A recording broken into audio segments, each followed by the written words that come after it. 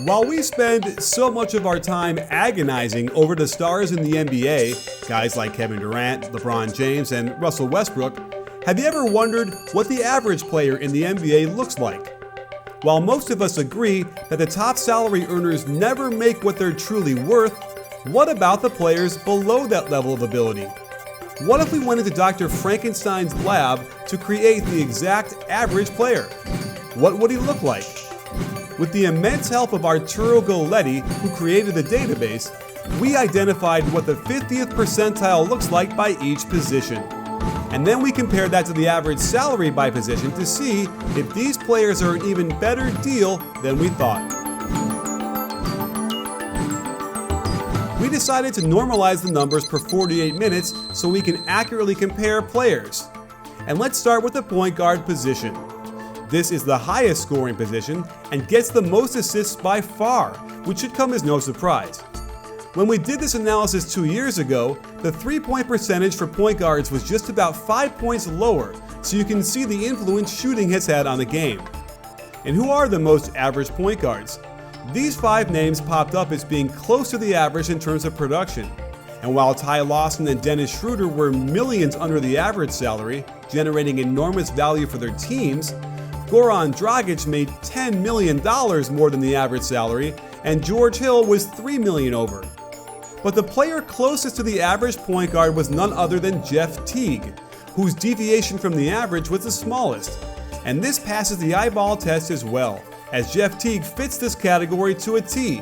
He's a very solid player without many highs or lows, just very consistent play. That said, he made almost $4 million more than the average salary last year, which isn't a crazy overpay, but the Minnesota Timberwolves ponied up $19 million for him this year, and it looks as if Teague will be hard-pressed to live up to that much cash. Let's move on to shooting guard. After crunching the numbers, here's what the computer spit out. And these numbers are all about what you'd expect from the average. These are the players who closely resemble the median at 2 guard and their respective salaries. They're all below the average salary except for Gerald Henderson, who made close to double that salary for his pedestrian stats. And that might explain why he was waived by the Sixers. And I do hope he can get his hip injury under control. But the most average shooting guard last year was Victor Oladipo, who played alongside Russ and maintained his usual numbers with a slight uptick in shooting. And the Thunder got pretty good value for his output, but Indiana is slated to pay him $21 million this year, so the Pacers better hope he ups his game big time. Into the front court, where the average small forward scores the least amount of points, which is very interesting since some of the highest scorers like LeBron, KD, and Melo play at this position. But the drop-off after that is steep. Will Barton, Tobias Harris, Marcus Morris, and Aaron Gordon are all in the mix for most average small forward, and they're all on good deals except for Harris, who has the biggest difference between his salary and the average salary among all the positions, meaning he's drastically overpaid. But the player closest to the average small forward is none other than DeMarre Carroll, who put in a solid season in a very quiet way for the Raptors.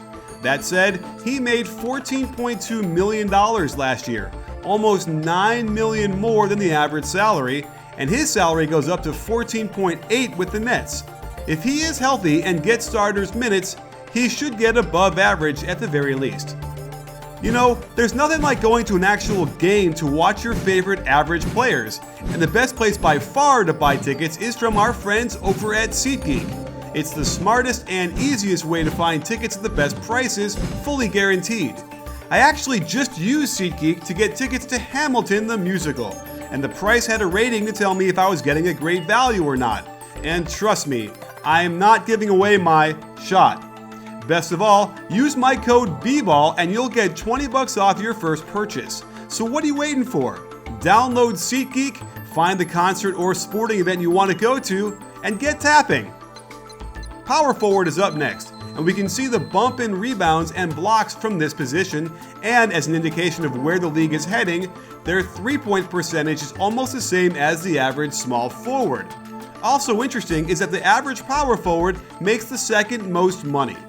John Lewis snuck in a decent season last year for the Bucks, but gets $5 million more than the average salary. But Marvin Williams leads the pack with $6 million over the average salary. And the winner for most average power forward was Markieff Morris, giving the Wizards a really good deal, getting a good starter who fits in well and only paying him a little more than $1 million over the average salary.